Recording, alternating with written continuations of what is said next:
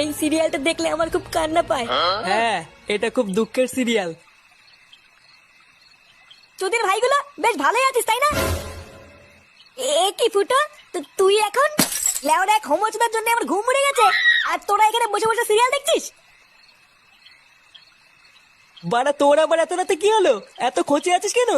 লেওরা খানকি ছেলে শালার জন্য আমার বাড়িতে টাকাই দায় হয়ে গেছে। তোদের ভাই হোমোচুদার বাল প্যান্ট খুলে দিচ্ছে, প্যান্টের ভিতরে হাত ঢুকিয়ে নাড়ি দিচ্ছে। বোধহয় এইভাবে কি থাকা যায় নাকি?